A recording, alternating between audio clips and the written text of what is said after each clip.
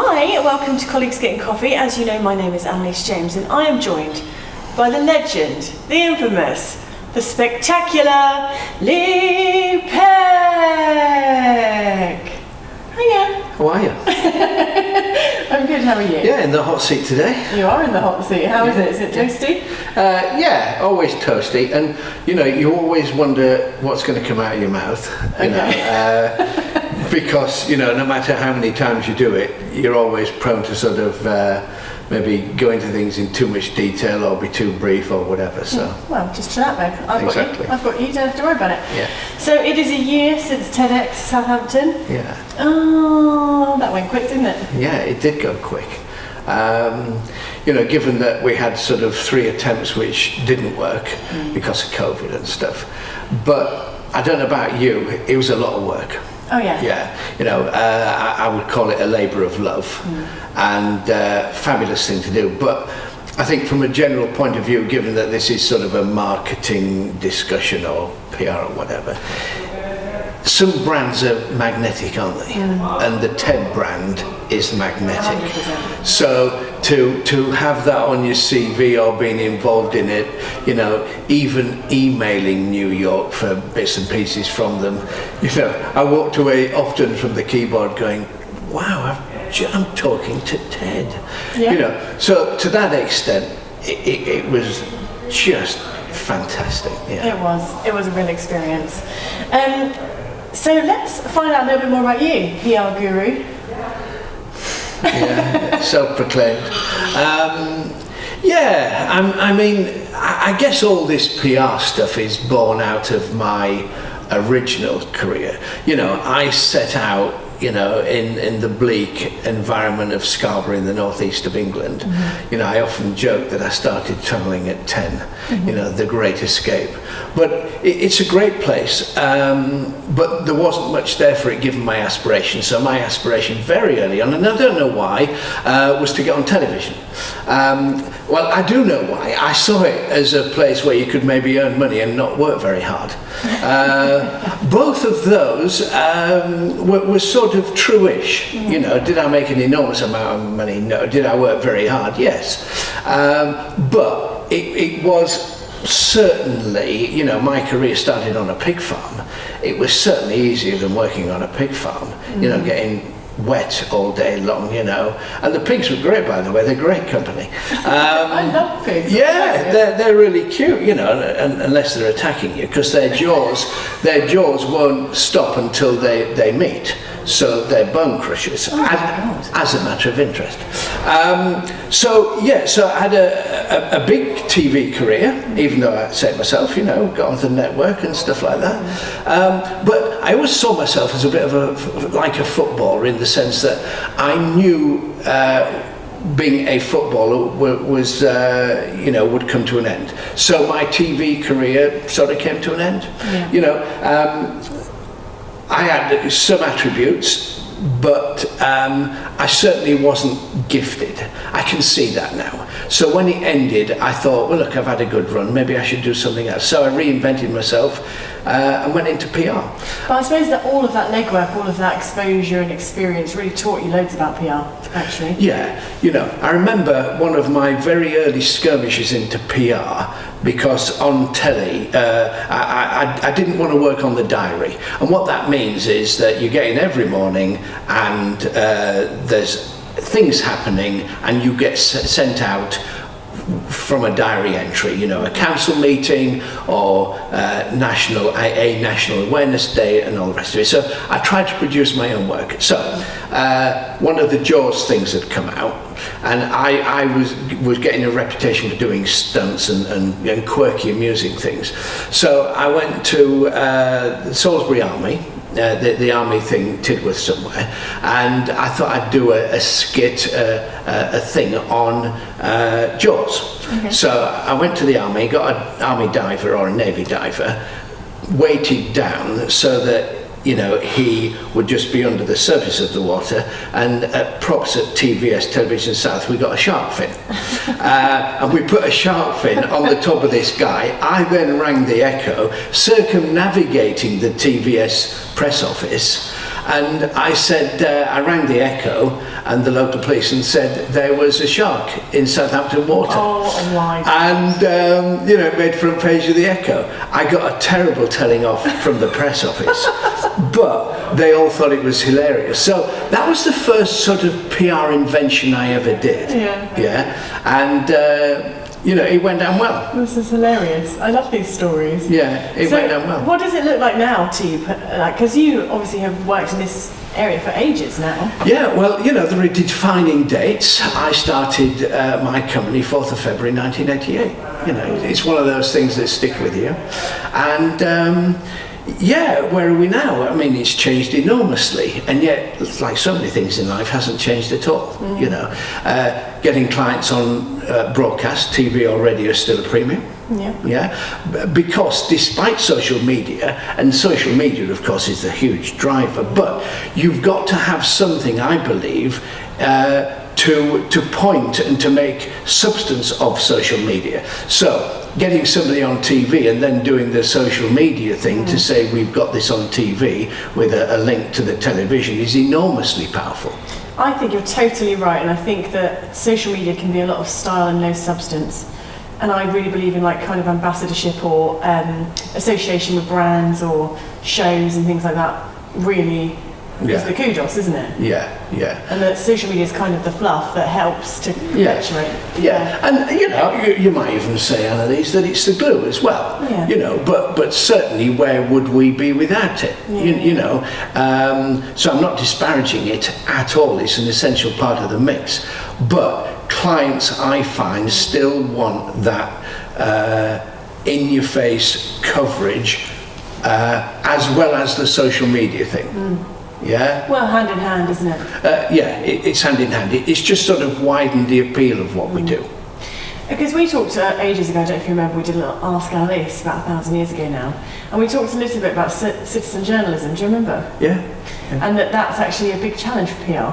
Yeah, it is a big challenge because, my views on citizen journalism is that, that it can be dangerous because a trained journalist is taught to the check and balances, check stuff out.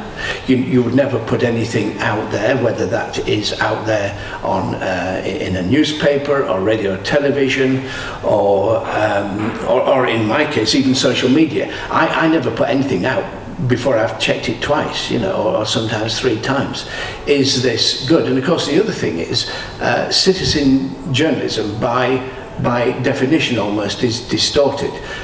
Not that general journalism isn't, brevity distorts things as well. For instance, the script of the 10 o'clock news on BBC, the script will be probably as long as 2 sides of A4, not very long, as opposed to, a broadsheet newspaper or whatever. So that brevity distorts things. But if you're not trained, you can be overwhelmed by something quite simple. For example, you or I, as people today, could see a kid knocked off his or her bike. Now, that'd be a shock to us. Yeah, because we've witnessed it personally. However, in the context of the world, it's not that shocking, because there's other things going on. So if you're not very experienced with a 360 view of the world, sort of small things can knock you out of kilter.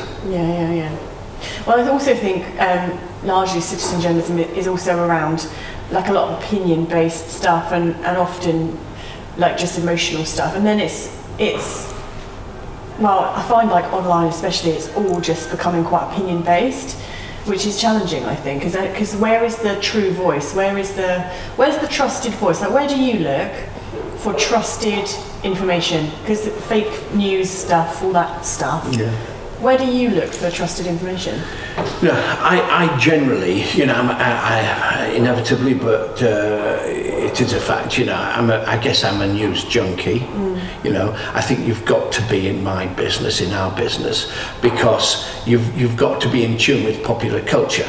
It's a famous, sort of apocryphal joke where a judge in the 80s sort of said, who's the Spice Girls? Yeah, you know, and that makes the point. I think you've got to be across popular culture to make sense of life. So I will look at you know, more than a few sources. Yeah, you know, from Bloomberg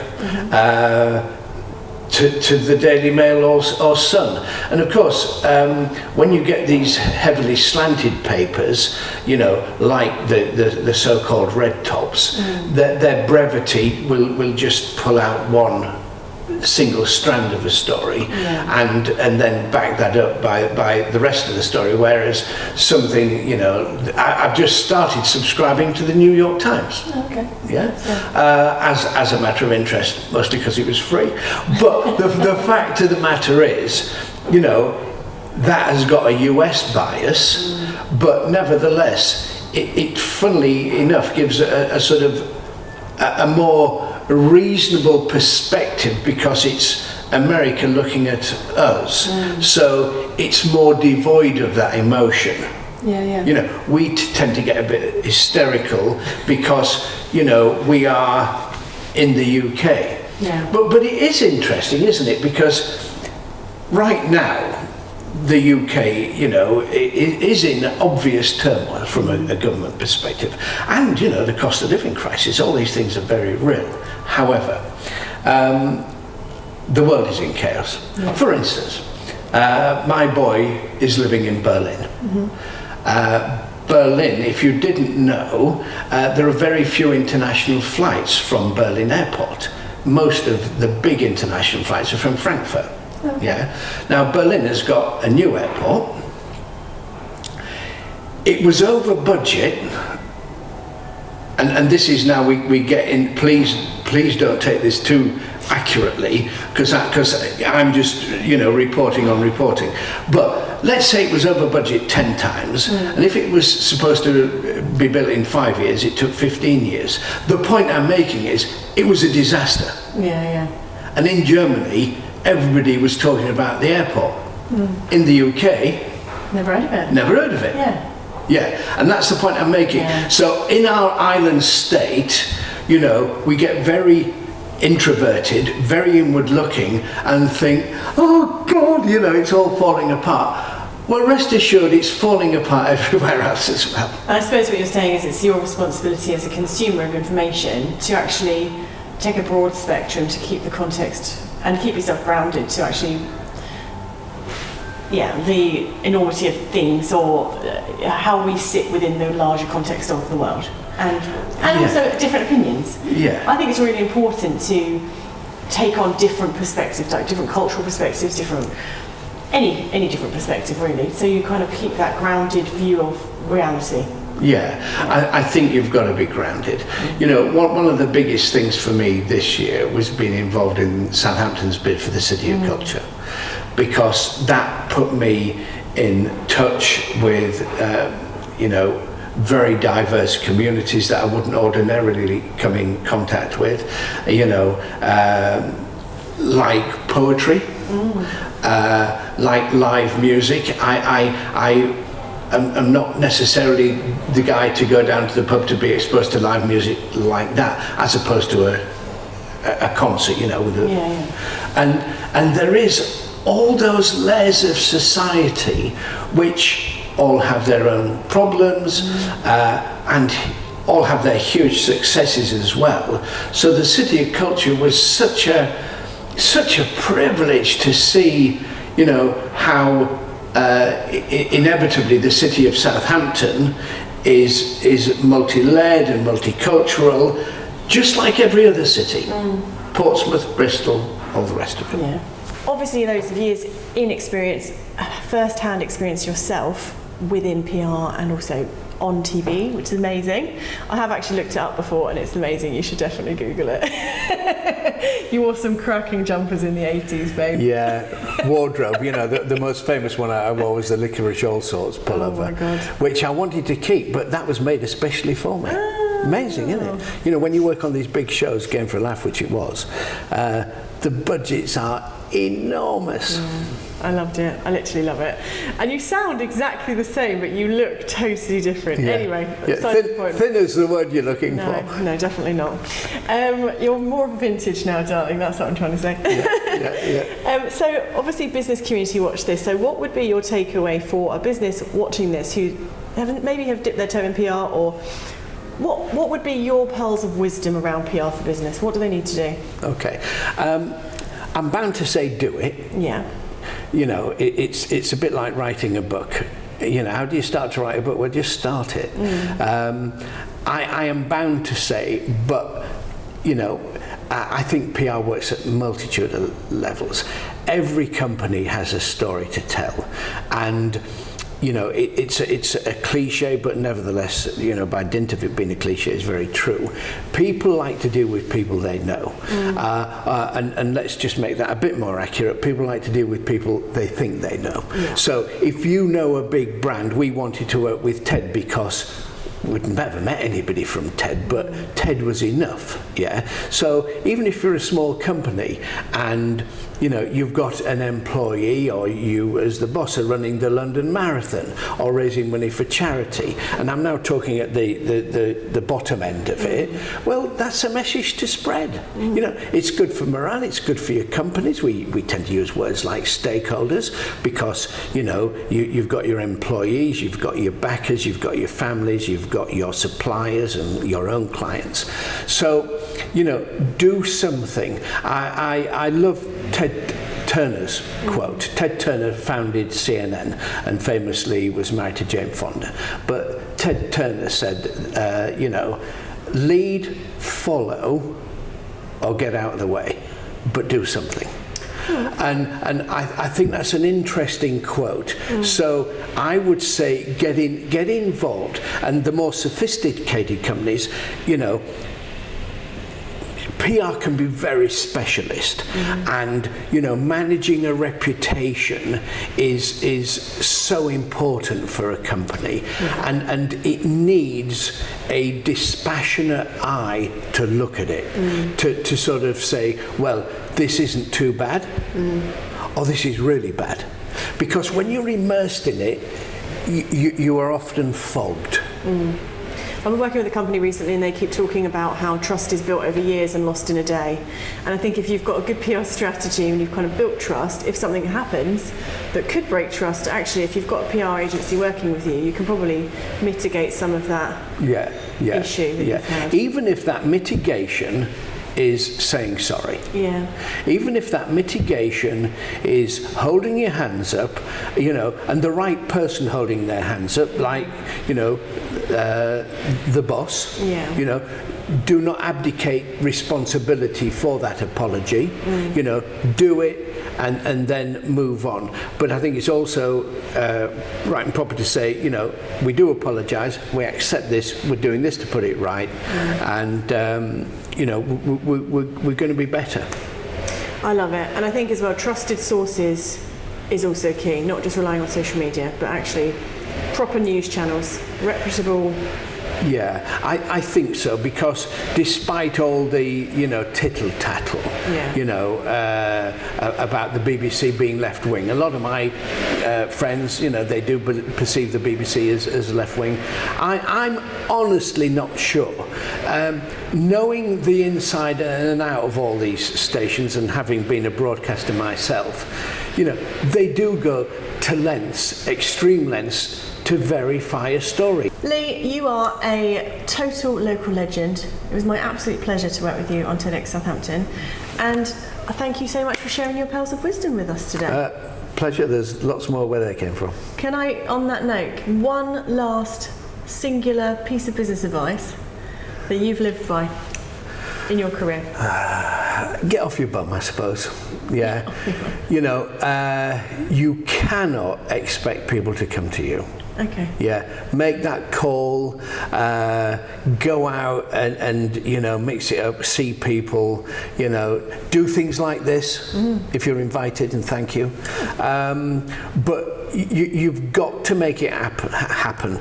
I'm firmly of the belief that we are much more in charge of our destiny than we think. Yeah, I think that's a lovely ending.